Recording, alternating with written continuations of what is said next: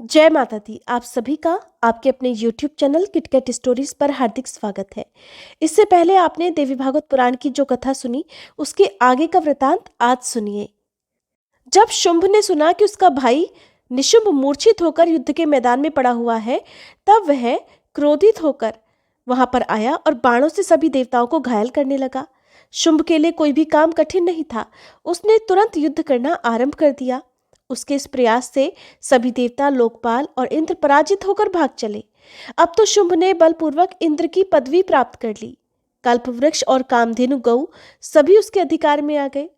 त्रिलोकी पर उसी का नाम लेकर यज्ञ में हवन आरंभ हो गया। शुंभ ने कुबेर को भी जीतकर उनकी संपत्ति पर अपना अधिकार जमा लिया। सूर्य और चंद्रमा उसके अधीन बनकर उसके चक्कर लगाते थे। यमराज को हराकर वह पद भी उसने अपने अधिकार में कर लिया। अपने प्रभुत्व से शुंभासुर अग्नि, वरुण और वायु सभी के कार्य का स्वयं व्यवस्थापक बन गया। सभी उसके अधीन रहकर कार्य करने लगे। देवता बेचारे नंदन वन को छोड़कर पर्वतों की खोहों में जाकर छिप गए। राज्य छिन जाने के कारण उनकी शोभा नष्ट हो गई थी। अनाधिकारी बनकर वे वनों में इधर उधर भटकने लगे। अब देवताओं का कोई भी सहायक नहीं रहा। वे निराधार, निस्तेज और निरायुध होकर अपना समय बिताने लगे। इस स्थिति में पर्वतों की कंदराओं, जनशून्य जंगलों और नदियों की दरारों में ही समस्त देवताओं का आना जाना था। स्थान भ्रष्ट हो जाने के कारण वे कहीं भी सुख से समय नहीं बिता पा रहे थे। महाराज, ये बिल्कुल निश्चित है कि सुख प्रारब्ध के अधीन है। अत्यंत पराक्रमी, महान, भाग्यशाली, प्रचुर ज्ञानी और धनाढ्य व्यक्ति भी विपरीत समय आने पर दुख और दैत्य के चक्कर में पड़ ही जाते हैं। महाराज, काल की करामात बड़ी ही अद्भुत है। उसके प्रभाव से राज्य का अधिकारी व्यक्ति भी भिक्षुक बन जाता है। दाता को भिखमंगा, बलवान को निर्बल, पंडित को अज्ञानी और शूरवीर को अत्यंत कातर बना देने का श्रेय एकमात्र प्रारब्ध को ही है। 100 अश्वमेध यज्ञ करने के बाद देवराज इंद्र को स्वर्ग का सर्वोत्कृष्ट अधिकार प्राप्त हुआ था। फिर भी उन्हें असीम कष्ट भोगने पड़े। ये सब काल की ही तो अद्भुत करामात थी। काल की कुचेष्टा में किसी प्रकार का कोई आश्चर्य नहीं करना चाहिए। व्यास जी कहते हैं, राजन, सभी देवता परास्त होकर भाग गए। स्वर्ग पर शुंभ का राज्य प्रस्थापित हो गया। पूरे 1000 वर्ष तक शुंभ राज्य करता रहा। राज्य से भ्रष्ट हो जाने के कारण देवता अत्यंत चिंतित थे। उनके दुख का कोई पार नहीं था। तब उन्होंने बृहस्पति जी के पास जाकर पूछा कि गुरु, अब क्या करना चाहिए, बताने की कृपा करें। महाभाग, आप तो सर्वज्ञ और मुनियों के सिरमौर हैं। इस संकट को दूर करने के लिए कोई उपाय करना परम आवश्यक है। बहुत से उत्तम उपचार हैं। हजारों ऐसे वैदिक मंत्र हैं जिनके अनुष्ठान से अभिलाषा पूर्ण हो सकती है। सूत्रों ने इसका स्पष्टीकरण भी किया है। सभी कामनाओं को पूर्ण करने वाले तरह तरह के यज्ञ भी बताए गए हैं। मुने, आप उन उपायों को काम में लेने की कृपा करें। उनकी सभी विधियां तो आपको पता ही है। वेद में शत्रु का नाश करने के लिए जो जैसी विधि बताई गई है, अब आप उसी का समुचित रूप से अनुष्ठान करें, जिससे हमारे संकट टल जाए। हे बृहस्पति जी, इस अवसर पर आपका परम कर्तव्य है कि आप दानवों का वध करने के लिए अपनी बुद्धि के अनुसार यत्न करने में तत्पर हो जाएं। बृहस्पति जी कहने लगे, हे देवेश, वेद में प्रतिपादित सभी मंत्र प्रारब्ध के अनुसार ही फल प्रदान करते हैं। उनमें स्वतंत्रता नहीं है और ना ही वे अकेले कुछ कर सकते हैं। मंत्रों के प्रधान देवता तो तुम ही लोग ठहरे, सो तुम्हें ही काल के प्रभाव से नाना प्रकार के कष्ट भोगने पड़ रहे हैं। अब ऐसी स्थिति में मैं भला क्या उपाय कर सकूंगा? यज्ञों में इंद्र, अग्नि और वरुण आदि देवताओं के लिए यजन किया जाता है। वे स्वयं तुम सबके सब विपत्ति में ही पड़े हुए हो, फिर यज्ञ क्या कर सकेंगे? होनी तो अवश्य ही होकर रहती है, उसे कोई टाल नहीं सकता। तब भी उपाय तो करना ही चाहिए। यही शिष्ट पुरुषों की आज्ञा है। इसलिए भली भांति सोच समझकर मैं तुम्हें उपाय बता देता हूँ। पूर्व समय में भगवती जगदम्बा प्रसन्न होकर महिषासुर का वध कर चुकी हैं। तुम्हारे स्तुति करने पर उन्होंने वर दिया था कि हे प्रधान देवताओं, तुम्हें सदा ही मुझे याद करना चाहिए। दुर्दैववश जब जब तुम पर विपत्तियां आए, तब तब तुम मुझे याद कर लेना। मैं तुम्हारे संकट दूर कर दूंगी। इसलिए हे देवता गणों, अब आप लोग अत्यंत मनोहर हिमालय पर्वत पर जाकर प्रेम पूर्वक भगवती चंडिका की आराधना में लीन हो जाओ। आप सभी को माया बीज की पूर्ण जानकारी प्राप्त है। मैं समझता हूँ कि तत्परता पूर्वक आपके अनुष्ठान करने पर भगवती अवश्य ही प्रसन्न हो जाएंगी। अब आपके दुख का अंत होने वाला दिखाई पड़ रहा है, इसमें कोई संदेह नहीं। मैं सुन चुका हूँ भगवती चंडिका हिमालय पर सदा विराजमान रहती हैं। उनकी स्तुति और पूजा की जाएगी तो वे तुरंत ही मनोरथ पूर्ण कर देंगी। दृढ़ निश्चय करके आप सभी लोग हिमालय पर चले जाओ। देवताओं, ऐसा करने पर आपके सभी मनोरथ भगवती अवश्य ही पूर्ण कर देंगी। श्री व्यास जी कहते हैं, हे राजन, बृहस्पति जी के ऐसे वचन सुनकर देवता हिमालय पर्वत पर गए और उन्होंने देवी की आराधना आरंभ कर दी। माया बीज को हृदय में धारण करके वे सदा जप में संलग्न रहने लगे। भक्तों को अभय प्रदान करना भगवती महामाया का स्वभाव ही है। देवताओं ने अत्यंत भक्तिपूर्वक उन्हें नमस्कार किया और स्तोत्र के मंत्र पढ़कर वे उनकी स्तुति करने लगे कि विश्व पर शासन करने वाली हे देवी, आप प्राण शक्ति हो, सदानंद स्वरूपिणी हो, देवताओं को आनंदित करने वाली हो, आपको नमस्कार है। दानवों का संहार करने वाली, मानवों की अनेक अभिलाषाएं पूर्ण करने वाली तथा भक्तिवश प्रकट होने वाली आप जगदम्बा को नमस्कार है। आद्या, आपके कितने नाम हैं और आपका कैसा रूप है, इसे जानने में कोई भी समर्थ नहीं है। सब में आप ही विराजमान हो। जीवों की सृष्टि और संहार में सदा आप ही शक्ति रूप में काम करती हो। स्मृति, घृति, बुद्धि, जरा, तुष्टि, पुष्टि, कांति, शांति, सुविद्या, सुलक्ष्मी, गति, कीर्ति, मेधा आदि ये सब आप ही तो हो। आपको विश्व का सनातन बीज माना गया है। जब जैसा अवसर आता है तब उसी के अनुरूप रूप धारण करके आप देवताओं का कार्य करती और उनके हृदय की जलन और दुख को दूर करती हो। हम सभी आपको नमस्कार करते हैं।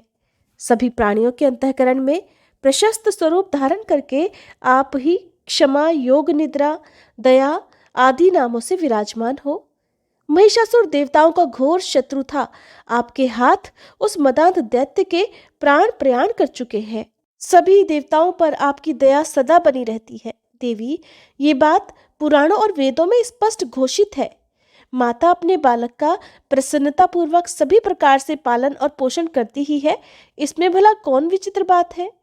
क्योंकि देवता आपकी संतान है, इसलिए आप एकाग्रचित्त होकर इनके सभी मनोरथ सफल करने की कृपा करो। हे देवी, अखिल जगत आपकी वंदना करता है। आप सर्वसमर्थ हो। आपके गुणों की गणना करना और आपका स्वरूप जानना हमारे लिए अशक्य है। व्यास जी कहते हैं, इस प्रकार सभी देवताओं के स्तुति करने पर भगवती जगदम्बा करुणा से ओतप्रोत होकर तुरंत ही प्रकट हो गई। उनका रूप निखर उठा था। वे विचित्र वस्त्र पहने हुए थीं। दिव्य आभूषण उनके शरीर की शोभा बढ़ा रहे थे। गले में अद्भुत हार था और वे दिव्य चंदन से चर्चित थीं। उनमें ऐसी सुकुमारता थी कि जगत मोहित हो जाए। उन्हें सभी शुभ लक्षण सुशोभित कर रहे थे। देवताओं के देखने में वे अद्वितीय स्वरूपिणी प्रतीत हुईं। उन्होंने ऐसा दिव्य रूप धारण कर रखा था जिससे जगत को मोहित करने वाले भी मोह में पड़ जाएं। कोयल के समान मधुर बोलने वाली भगवती जगदम्बा हंसकर स्तुति करने में लगे हुए देवताओं के प्रति प्रेम पूर्वक वाणी में इस प्रकार कहने लगी, आदरणीय देवताओं, आप इस समय क्यों इतनी स्तुति कर रहे हैं? आपके मुखों पर इतनी चिंता क्यों छाई हुई है? आप अपना कार्य मेरे सामने प्रकट करो। व्यास जी कहते हैं, महाभाग देवता भगवती के रूप और वैभव को देखकर सम्मोहित हो गए थे। उनकी वाणी सुनकर वे प्रेम पूर्वक अपनी स्तुति करने का रहस्य बतलाने लगे। देवतागण कहने लगे कि जगत को नियंत्रण में रखने वाली हे करुणामयी देवी, हम सब आपकी शरण में आकर स्तुति कर रहे हैं। आप हमें सभी संकटों से बचाइए। दैत्यों के सताने से हमारा मन अत्यंत उद्विग्न हो उठा है। महादेवी, पूर्व समय की बात है, महिषासुर देवताओं के लिए महान कंटक बना हुआ था। आपने उसे मारकर हमें वरदान दिया था कि जब कभी तुम पर आपत्ति आए तब तुम मुझे याद करना। स्मरण करते ही आप हमारे दुखों को दूर कर देंगी, इसमें किंचित मात्र संदेह नहीं है। इसलिए हे देवी, इसी कारण हमने इस समय आपको याद किया है। इस समय शुंभ और निशुंभ नामक दो दानव उत्पन्न हुए हैं। उनकी आकृति अत्यंत भयंकर है। देवी, वे हमारे कार्यों में सदा विघ्न डाला करते हैं। किसी भी पुरुष से वे मारे नहीं जा सकते। ऐसे ही प्रतापी रक्तबीज और चंडमुंड भी हैं। इनके अलावा भी और बहुत से महान शक्तिशाली दानव हैं। इन असुरों ने हम देवताओं का राज्य छीन लिया है। महाबले, हे सुमध्य में, हमें दूसरा कोई भी अवलंब नहीं है, केवल एक आपकी ही शरण में हम आए हैं। देवता अवश्य ही महान कष्ट पा रहे हैं। आप इन सभी का कार्य सिद्ध करने की कृपा करो। देवी, देवता आपके चरणों की शरण ग्रहण करके अत्यंत बलशाली दानवों द्वारा प्राप्त दुख आपको बता चुके। माते, ये देवता आपके प्रति अटूट श्रद्धा रखते हैं। इस समय इन पर दुख के बादल उमड़ रहे हैं। अब आप इनके लिए शरण्य होकर इनका दुख दूर करने की कृपा करो। देवी, युग के आरंभ में आपने ही इस विश्व की रचना की थी। आप अपना बनाया हुआ जानकर अखिल भूमंडल की रक्षा में तत्पर हो जाओ। माता, अभिमानी दानव बल के घमंड में चूर होकर जगत को पीड़ा पहुंचा रहे हैं। उनका विनाश करके इस जगत को सुख प्रदान करो। व्यास जी कहते हैं, देवता शत्रुओं से अत्यंत दुखी थे। उन्होंने जब इस प्रकार देवी की स्तुति की, तब देवी ने अपने विग्रह से एक दूसरा ही रूप प्रकट कर दिया। जब भगवती पार्वती के शरीर से जगदम्बा साकार रूप में प्रकट हुई, तब सभी जगत उन्हें कौशिकी नाम से पुकारने लगा। पार्वती जी के शरीर से भगवती कौशिकी के निकल जाने पर शरीर क्षीण हो जाने के कारण पार्वती का रूप काला पड़ गया, इसलिए वे कालिका नाम से विख्यात हुई। स्याही के समान काले रंग से वे बड़ी भयंकर जान पड़ती थीं। भक्तों के सभी मनोरथ पूर्ण कर देना उनका स्वाभाविक गुण था, इसलिए वे कालरात्रि नाम से प्रसिद्ध हुई। भगवती जगदम्बा का एक दूसरा मनोहर रूप भी विराजमान था। सभी भूषण उस श्री विग्रह की शोभा बढ़ा रहे थे। लावण्य आदि सभी शुभ गुणों से वह संपन्न था। इसके बाद भगवती जगदम्बा हंसकर देवताओं से कहने लगी कि देवतागणों, अब आप लोग निर्भय होकर अपने स्थान पर विराजमान रहो। मैं शत्रुओं का संहार कर डालूंगी। आपका कार्य सभी प्रकार से संपन्न करने के लिए मैं युद्ध के मैदान में विचरूंगी। आपको सुखी बनाने के लिए शुंभ निशुंभ आदि सभी दानवों का मैं वध कर दूंगी। इस प्रकार कहकर बल के अभिमान से भरी हुई भगवती कौशिकी सिंह पर सवार हुई और शत्रु के नगर की ओर चल पड़ी। उन्होंने काली को भी साथ चलने का आदेश दिया। कालिका सहित भगवती जगदम्बा नगर के सन्निकट जाकर जिधर से हवा आ रही थी वहीं ठहर गई और उन्होंने जगत को मोहित करने वाला संगीत आरंभ कर दिया। उस सुमधुर गान को सुनकर पक्षी और मृग तक मोहित हो गए। आकाश में रहने वाले देवताओं का मन प्रसन्नता से खिल उठा। शुंभ के 2 सेवक थे जिनके नाम थे चंड और मुंड। उस समय वे दोनों भयंकर अनुचर स्वतंत्रता पूर्वक घूम रहे थे। वे वहां आए और उन्होंने देखा दिव्य रूप धारणी भगवती जगदम्बा गा रही हैं। उन्होंने कालिका को अपने सामने स्थान दे रखा था। दिव्य रूपा उन भगवती जगदम्बा को देखकर चंड और मुंड महान आश्चर्य में पड़ गए। राजन, तब वे उसी क्षण शुंभ के पास चल पड़े। उस समय दानवराज शुंभ अपने घर पर था। उसके पास पहुंचकर चंड और मुंड ने मस्तक झुकाकर उसे प्रणाम किया। साथ ही कहा कि राजन, कामदेव को भी मोहित करने की योग्यता रखने वाली एक सुंदरी स्त्री हिमालय पर्वत से निकली है।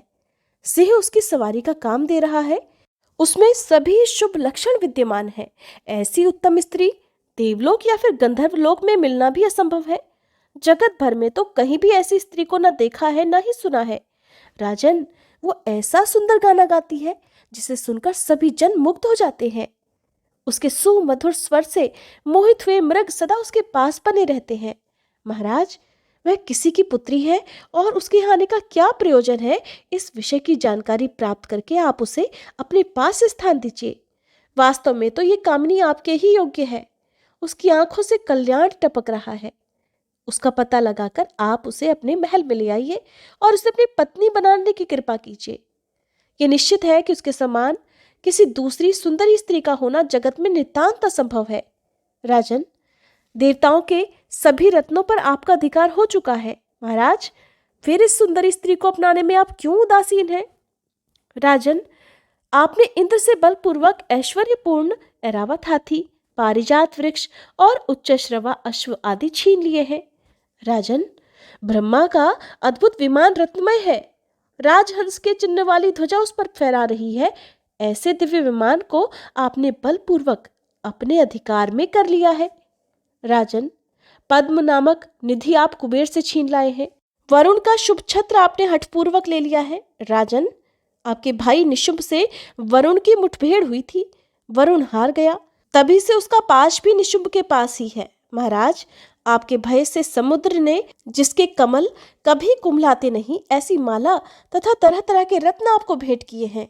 राजन, मृत्यु की शक्ति और यमराज के अत्यंत भयंकर दंड भी इस समय आपके अधिकार में है। उन्हें पराजित करके आपने उनको छीन लिया है। आपके पराक्रम का कहाँ तक बखान किया जाए। समुद्र से प्रकट हुई कामधेनु गौ इस समय आपके घर पर शोभा पा रही है। राजन, मेनका प्रभृति अप्सराएं आपके अधीन रहकर सेवा करती हैं। इस प्रकार सभी श्रेष्ठ रत्नों को बलपूर्वक आपने अपने अधिकार में कर लिया है। फिर मन को मुग्ध करने वाली इस अनुपम स्त्री पर आप अपना अधिकार क्यों नहीं जमाते? राजन, आपके घर में जितने विपुल रत्न हैं, वे सभी इस सुंदरी स्त्री का सहयोग पाकर अपने यथार्थ रूप में परिणत हो सकते हैं। दानवराज, त्रिलोकी में कहीं भी ऐसी सुंदरी स्त्री नहीं है, इसलिए इस मनोहारिणी स्त्री को आप शीघ्र अपने यहाँ लाकर अपनी प्रिय पत्नी बना लें। व्यास जी कहते हैं, चंड और मुंड की वाणी बड़ी मधुर थी। उसके प्रत्येक अक्षर से शहद टपक रहा था। सुनकर शुंभ का मुख प्रसन्नता से खिल उठा। उसने अपने पास बैठे हुए सुग्रीव से यूं कहा, सुग्रीव, तुम बड़े बुद्धिमान हो, दूत बनकर जाओ और इस कार्य को संपन्न करो। वहां जाकर इस प्रकार वार्ता करना जिससे वह सुंदरी खुद ही यहाँ आ जाए। श्रृंगार रस के पारगामी विद्वान कहते हैं कि स्त्रियों के विषय में कार्य कुशल दूत को साम और दाम, इन दो उपायों का प्रयोग करना चाहिए। भेद नीति का प्रयोग करने पर रसभाव दोष उत्पन्न हो जाता है। दंड नीति का प्रयोग करने पर तो रस की सत्ता ही सर्वथा चौपट हो जाती है। इसलिए विवेकी जन इन दोनों उपायों को दूषित ठहराते हैं। दूत, साम और दाम, इन दो उपायों को ही प्रमुख मानकर इनका प्रयोग करना चाहिए। वाक्यों में मधुरता और नम्रता भरी होनी चाहिए। इन उपायों का प्रयोग करने पर भला कौन कामिनी स्त्री वश में नहीं आ सकती। उसके बाद दूत ने जाकर जो कुछ भी कहा उसका वृतांत आप सभी अगले अध्याय में सुनेंगे। उम्मीद है हर बार की तरह आज की ये वीडियो आपको पसंद आई होगी। अगर हो सके तो कथा सुनने के बाद वीडियो को लाइक करना मत भूला करें।